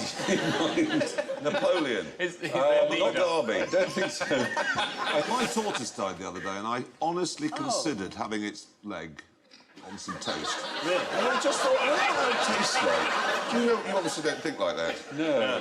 I know. It's the same, isn't it? We had a tortoise once, and it had a very, very bad arthritis in its leg, and they said we can actually operate and replace it with a wheel. They do that, don't they? Yeah. Actually, casters, so they can go in all directions. Oh, We thought about taking all its legs off and just putting wheels on all of them. That would have been wrong. And then a little engine on the top. Send you down to shops for a paint. Oh, yes, an aerial on a spring. Well, you could put some peanuts on it for cartons. I bet you couldn't do that. I bet you someone would object if you motorised a tortoise. The RSPCA first. Honestly. Because you can have lorries like Political correctness gone mad, Can't even mutilate a tortoise anymore. What's suggesting you mutilate it? You know who would object? You had a tortoise. Vegetarians It would could keep its object. legs. It could keep its legs. I'm thinking of some like a Bigfoot truck in America, with big wheels that could be detached, so that it could be a tortoise and run around and eat weeds. And then, its legs and go then up. you could, when you wanted to go shopping, you could just send it off to the shop. A transformer tortoise. Yes. Yeah. And there's great big ones in the Galapagos Islands. Oh, they're terrific. They could bring quite big, substantial pieces of furniture back for you. You could put wings on them and they could take off. You could, yeah. You could get those wheels you just... Anyway, that's good. Good talk. Mad, but good. And the Vegetarian Society claims that the word vegetarian comes from... Ryan Giggs has spent an awful lot of money to ensure that he's become world famous for stuff other than football. Yeah. But people still might be sued for telling people that it was him, so... Yeah, well, that's right. The MP, John Hemming, he said that apparently 75,000 people named Ryan Giggs on Twitter. It's not possible to arrest them all. Well, I mean, it's worth a go, though, isn't it? I mean, well, the thing is, the injunction is still in place. That's right. That's the thing. Absolutely. Despite the people keep going blabbing it out, there's a legal expert, Joshua Rosenberg. Yeah. This is what he had to say about it, right? Well, the law is clear.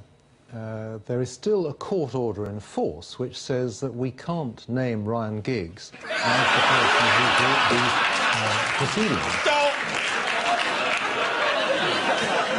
I'm pleased we can say his name, though, because I was getting so fed up. Every newspaper, every day, it was like, Imogen Thomas has been having sexual liaisons with a man who cannot be named. It's like, what, Voldemort? Yeah. I sort of see why he did it as well, Ryan Giggs. Because you get the super injunction, he knows that if his identity was known, then people would know not only who he was, but also that his marriage was on the rocks. And at that point, John Terry would be round his house like a sex-crazed wicked. Yes, the worst-kept secret in Britain is finally out. Lawyers are a complete waste of money.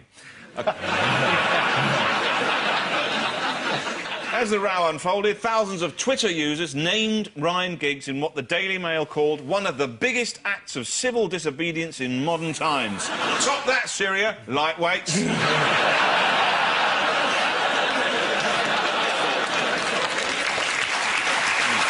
This particular lady I'm about to tell you about was in the same business, there she is, as her mother and her grandfather before her. Now, what you have to do is stop me, all right, when you know what it is that they sold in their business. I'm going to give you some clues, all right? We all want more of it. Okay? Some of us keep it better than others. It's invisible. Yeah? Time. Yes, it's the right answer. They invented time? No, they sold it. I was going to say, I think I remember what William Hartnell looked like. No, they sold it. Oh, they sold How would you sell time? How could you make a living selling... What period? They started in the 19th century and went all the way on up to 1940, 4 generations of the family. Time shares. You get a flat in Malta for 2 weeks. No. Is this something to do with Bristol being 11 minutes behind It's London? not exactly to do with that, but it's to do with the fact that in the 19th century it started to become more important to keep time, and there was only one clock, the Greenwich clock, that keeps official GMT, Greenwich Mean Time. And this woman would go with her pocket watch, which is a very fine pocket watch, and she would, once a week, put the time right, and then wander around London, and people would pay to have a look at her watch. And she made money giving people the time. Businessmen had a subscription to her It business. sounds very, very much like a scam, some sort of a euphemism. And what is going on here? Hey, just looking at my watch, officer. In this dark alley. You'd think, wouldn't you? Stop her to look at her watch. Yeah, her name was Ruth Belville. Her what? It was a John Arnold pocket chronometer, number 485786. And they cornered the market in it from 1836 to 1940. There were only three of them ever did it. So one person at a time. Yeah. You'd be lucky if you could find them. Well, that's the thing. I mean, people could buy an annual subscription, and I guess they would go around and visit them in the same way that a sandwich company goes around to a like to an a alarm firm clock? or they'd go around with the clock and say it's now exactly this, and the firm would settle their watches by it. Why did they decide on an hour? What was that? What was the Why an hour? Why not just, half an hour and make that an hour? Because 24 is divisible in so many different ways. It's very factorisable. It's divisible by 2 and 3 and 4 and 6 and 8. 10. Exactly. You could add 10. No, 10 is only divisible by 1, 2, 5 in itself. Only on one That's why 24... If you go into another dimension, you could have anything you want. Well, unfortunately, we weren't in another dimension. Oh, I'm sorry. Forgive me, but why was it important to divide 24 by 8? Yeah. Well, no, to have as divisible a system as possible. Why wouldn't it be 100? Why not have 100? Make it all up to 10. If you want to do that, then you can have a plan to decimalise time, if you like. Changing it. In fact, I'm going to live my own. I won't make my own. I'm going to cross 2 of these off. Let's have a vote. What should we vote off, though? Weakness number? 3 and 8. Yeah. Well, last night you joined the show. You can't do 1 to 10 because then we'll never have 11s ever again. So, no, I'll leave it at 9s. So, look, can you just... 9s? 9s. So, what is your system? How many hours are in your day? 20. 20 hours of Nice and daylight. simple. We call it a hurrah. Right. Okay, a hurrah. A hoor. A hoor. Strumpets. Time is a whore, I think. 20 strumpets. Yeah. Well, there are a number of objections, obviously, that I'm not the one to make them. It originally was 12 hours because the Babylonians were the first really to come to it. Well, they had a base 12 counting system. Yes. The French did try decimal time after their revolution. Did they? Yeah. Did they? Ah, you see? Yeah, it didn't work. Why did it not I don't work? know. It maybe just didn't work because the rest of the world just cocked a snook at them and didn't like the idea. Is it not like Betamax and VHS? They all went with 24, but Maybe. the French should have gone with 20, and nobody... Well, the French... When has the French ever worried about what the rest of the world thought? Oh, absolutely.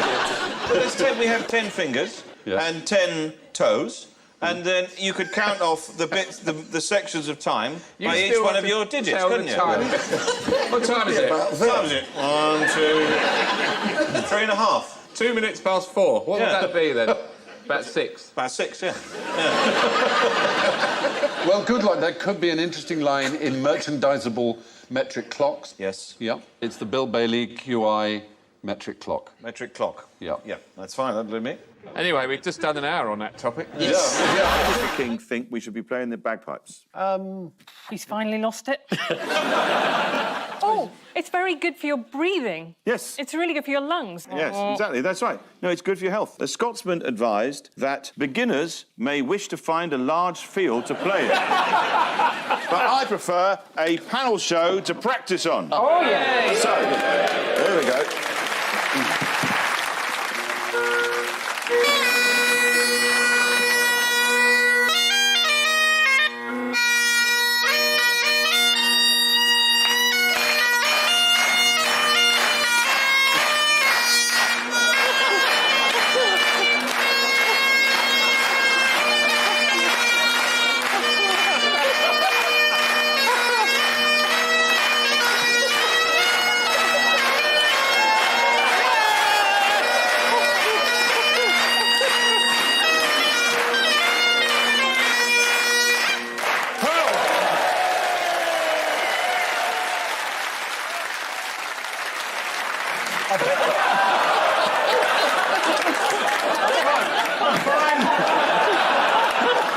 Yeah, it's really good for your health. While you're recovering... I was wondering why we'd never done that before. According to the Daily Telegraph, in musical terms, a song is an unlikely combination of choral and rap, known as crap. I think I'd rather like that. What? Zadok Really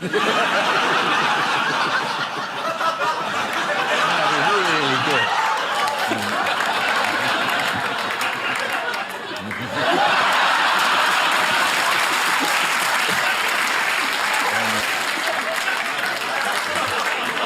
You'll never guess what I just imagined.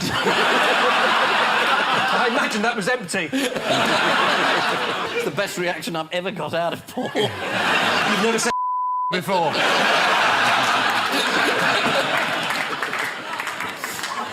Oh, well, that's guaranteed that to be in, otherwise you wouldn't explain this to anybody. Oh, dear. It's time now for the missing words round, which this week features as its guest publication, Ratitude. The magazine of the North of England Rat Society. For northerners who don't find pigeons dirty enough.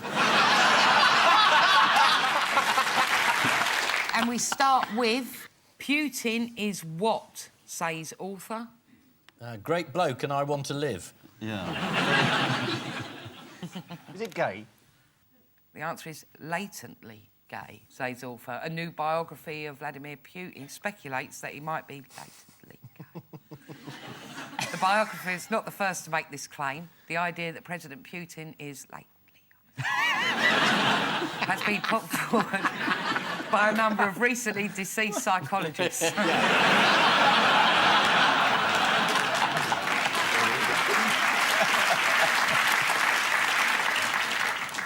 Next, chimps take what? Is it the fucking piss? The answer is chimps take their owners to court. No, they don't. This is the story of a court case in New York in which 4 chimpanzees are seeking to be recognised as humans. The complexities of the chimpanzees' case have left legal experts scratching their heads, rubbing their asses on ropes and eating things from behind each other's ears. Next, from a rat PR point of view, what was very negative? The bubonic plague. No, it's the name Red-Eyed Devil. Next, Chinese girl had what in her ear? British Prime Minister talking patronisingly. Got a flower in her head. It was a fully grown dandelion. A doctor tried to remove it by blowing, but all that happened was he found out it was 3 o'clock. Next, what was high at Thirsk Rat Show? Sexual tension. The body count. It was an absolute bloodbath. Yeah. The safety officer.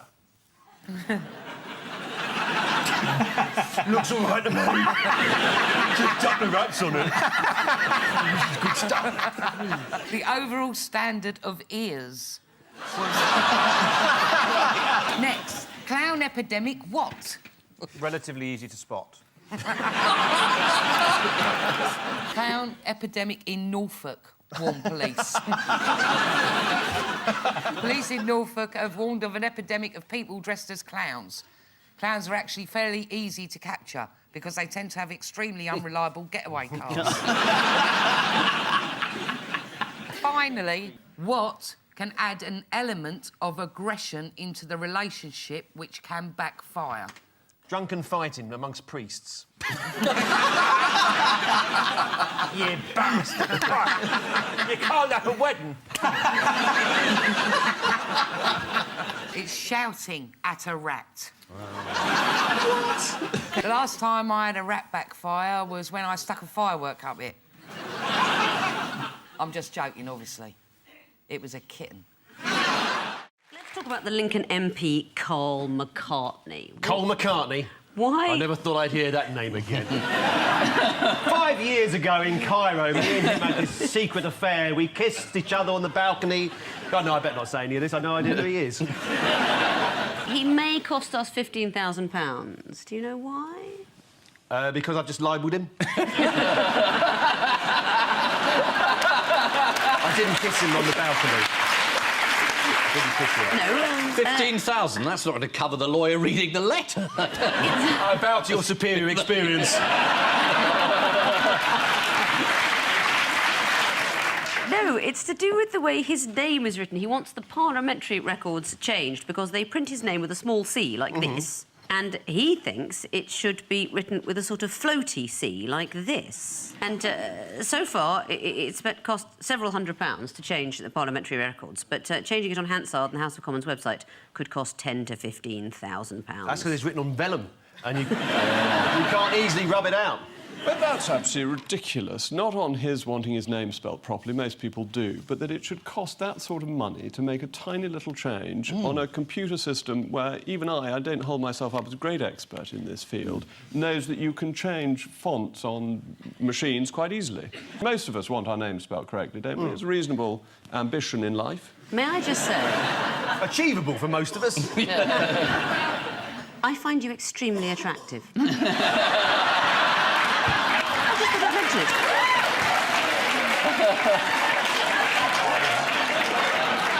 My wife is in the audience. I'm so sorry, Mrs. Would you like the rest of us to discreetly mention it? I don't intend to do anything about it. I just thought I'd mention it along the way.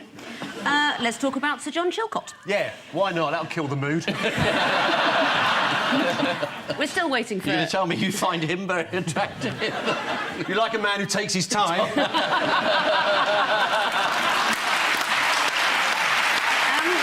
Let's take a listen to the next history noise. Next history noise. Paul and Mark. A zip? It was a zip, yeah. Why is zip particularly historical this week? Must be the 100th anniversary of the zip. 100th anniversary of the zip. Yes, it's been 100 years to the day since a man first went, "Ah, no, that's just making it worse."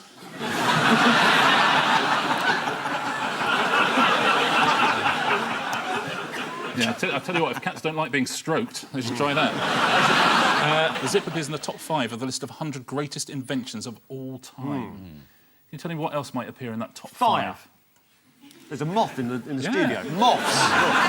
A moth. Fire. Fire's got to be one of the top inventions, isn't it? No. I think fire was a discovery more than invention. Oh. That moth is very, very excited. Someone's got something very old out the wardrobe. I think it's that gentleman's jumper. It shows you how interesting this programme is. Everybody's focus is now on that moth. So, yeah, the fire. Yeah, fire. So fire's a discovery. Let's take a look at the top 5. They are in order. The corkscrew, or bottle opener. Yes. The optical lens, the zip fastener, the cigarette lighter... Fire! Portable fire, I should have said. What about the moth zapper? Really do with one now. I told you to wait in the van.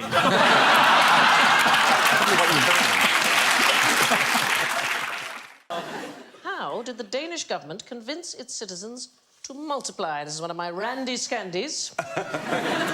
You mean, actually... I do mean that. Was there financial incentives? There were incentives. We all need incentives anyway, don't we? What, to procreate? Or just, you know, the bit before that as well. Right. I'm fine, but OK. Incentivise me! So I can narrow it down. It's actually a place called Tisted, which is in Jutland, so the mainland, the bit that sticks up from Germany. So what happened in 2015, the local authorities were going to close down the local school, and everybody was very upset in the local area. So they struck a deal that the people would procreate as much as possible if they kept the school and the leisure facilities open. Nothing says, I'm bringing sexy back like a council memo. Did they all do it? Did they all have to have kids? Well, as many as possible, so they were encouraged to have kids. I have to say, it's a lovely place, Tista. Not a lot to do. Number 3 on their own website of things to do in the area is visit the candle shop. Sexy candles for around the bath. There's been lots of times before. Britain has had its own panics about falling populations because of the war and contraception and so on. So in 1921, the Daily Express ran a competition to find Britain's largest family. And the News of the World offered a free tea tray to any mother. Any mother who gave birth to her 10th child. Don't want your bloody tea tray, I'll take your head off with it. And the French still give medals for having large families. That's still a thing, the Médaille de la Famille Française. How many kids for bronze? What do you reckon? 6. 4 to 5. Silver, you get 6 to 7. Gold, 8+.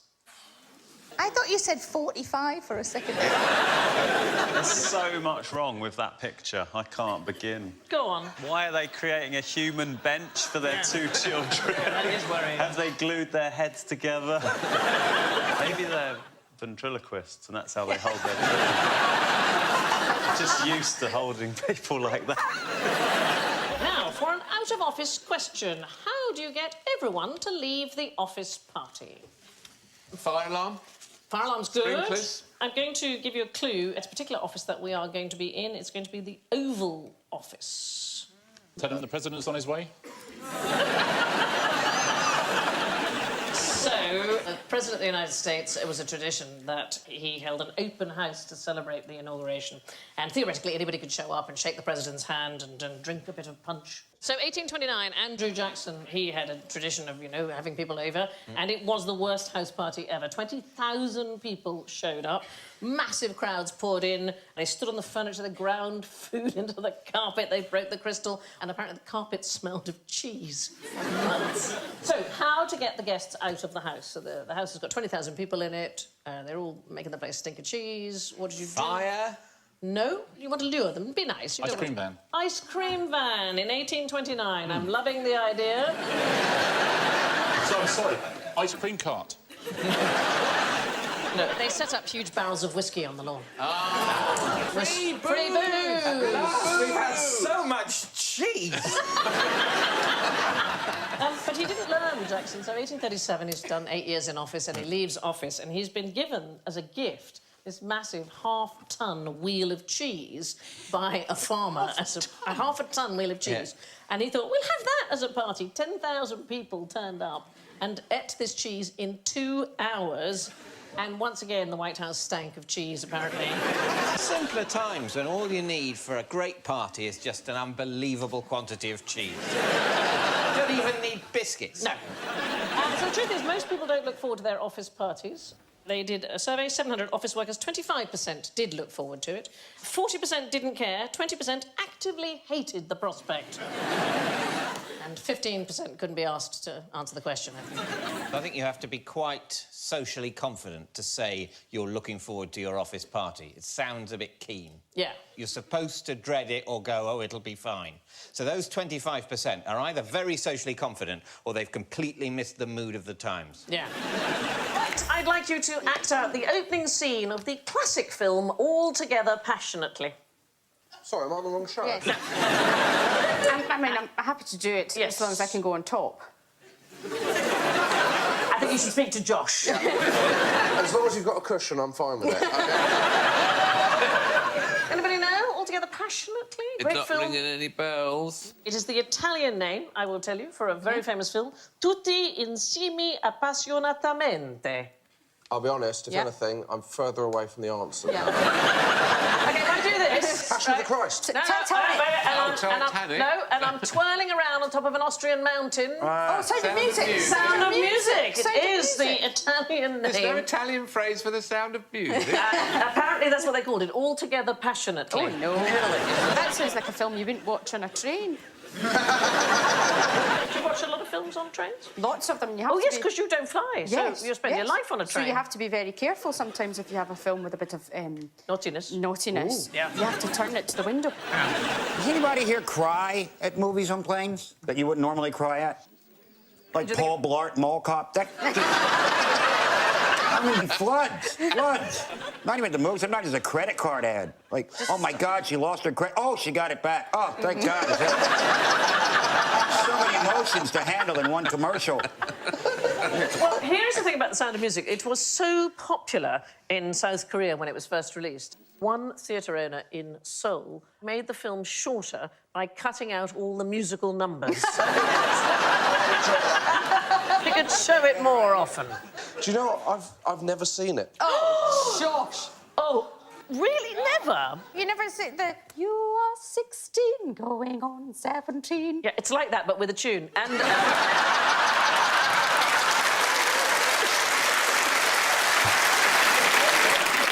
Do you know, I was once lucky enough to meet Julie Andrews. It's the only time in my entire life I've been completely speechless. Because she wouldn't shut up. She just asking me what my favourite things were. It's very annoying.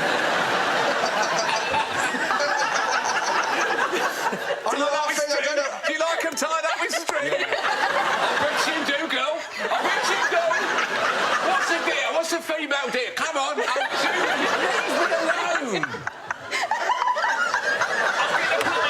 I'll get the puppets out. Do you want to see the goat herd? It wasn't me singing. Maria. I'll be back with you. I'm Maria. Shut up, Julie. God.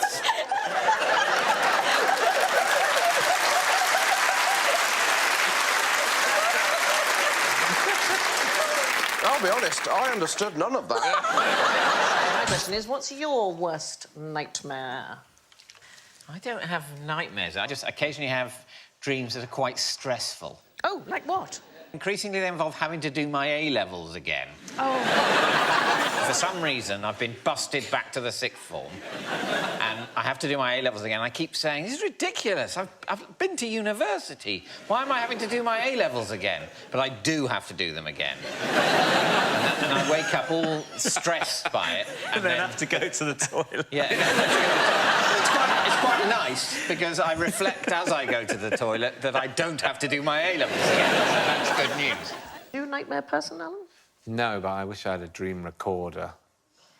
They're boring, though, when people tell you their dreams. They're so not boring. other people's dreams. I don't want other people's dreams. My own dreams are amazing. People always go, oh, my hands were made of coleslaw, and then you were in it, and you had, like, really big... And you're like, this is so boring. Have you ever been... When you hear someone describe their dream and they mention someone's in it, and then you sit there rather hoping that you're going to crop up in it as well. And then you don't always, and you sort of go, oh, I've not invaded this person's consciousness enough.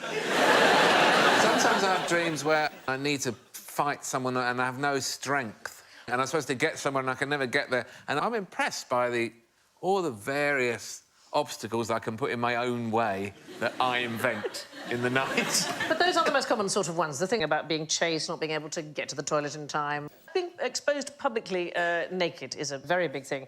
And how you respond to that. So if it doesn't bother you, that suggests you are secure in real life. If you're embarrassed, it suggests you are uncomfortable about something. If you don't notice that you're naked, I think you have a lack of self-awareness, is, I think, what it would probably be. Do you sleep on your left or your right side? Because that may have some impact on whether you dream or not. Do most people have one side? Oh, I like are you a tosser and turner? Yeah, I think so. Oh, my God, this is a dream, and you're going to wake up and go to the toilet in a minute. We're all in your dream. So what did you say, left or right? Right. OK, so that fits with the study that they did in 2004. You are more likely to have disturbing dreams if you sleep on your left-hand side than if you sleep on your right-hand side. So I'm good. So you toss and turn. It could be either way. I didn't realise. Now I'm making a choice. Yes. Am I just going for rest or adventure?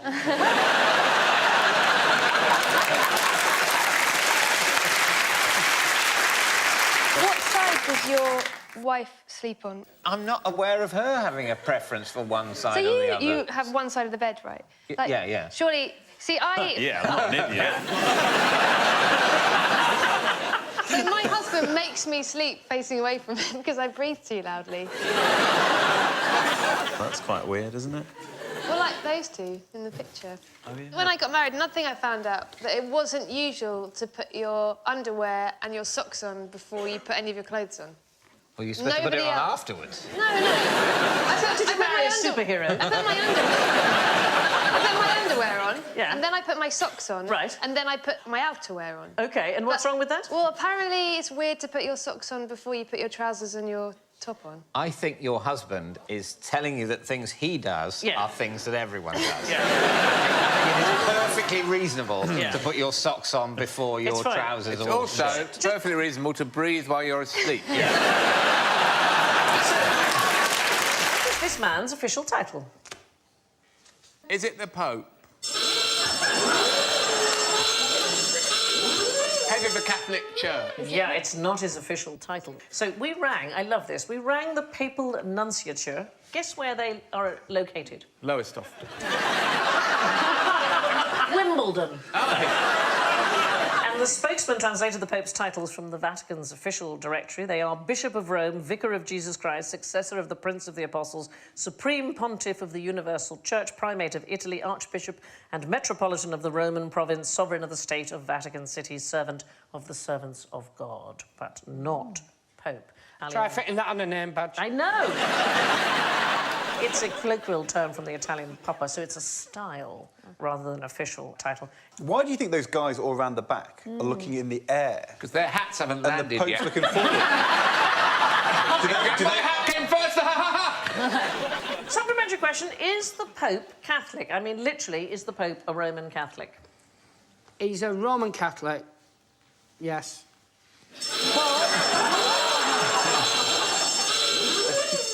Because the Pope, that is, this man, is not called the Pope, then he is a Roman Catholic, this one is a Roman Catholic, but the actual Pope is the Pope of the Coptic Orthodox Church of Alexandria, and his official title is Pope of Alexandria and Patriarch of all Africa on the Holy See of St. Mark the Apostle.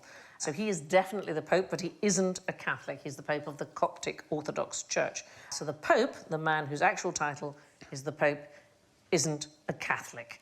The Pope isn't officially called the Pope, and the man who actually is the Pope isn't a Catholic. Clear? Yeah. How Romish.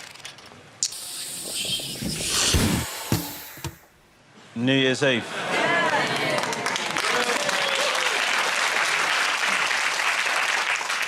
I think it's such an unacceptable day of the year. You know, the fact that you're sort of put under pressure to celebrate it. You know, everyone's sort of geeing up, what are you doing for New Year's Eve? What are you doing for New Year's Eve? And the thing is, it's the wrong time of the year. I know it's supposed to be at the end of the year, and that's OK, but it's just after Christmas. And then people are saying, when do you want to... What are we doing? Where are we meeting up? Well, I've literally spent Christmas period seeing you. Why would I want to see you again so soon after? It needs to be in the middle, like June, July, so we get a 6-month break. Not we're all hanging out, and then a few days later, here we are again. Yeah, it's a shame, isn't it? And then it's just sort of the whole thing about the whole idea of New Year's Eve, people getting ready with resolutions and stuff like that. I find resolutions, they should be banned. Because, like, my mum's New Year's resolution was to see me more. No, thank you. It's in complete and direct opposition to what I want to do now. So what doesn't Alexander like about food and drink?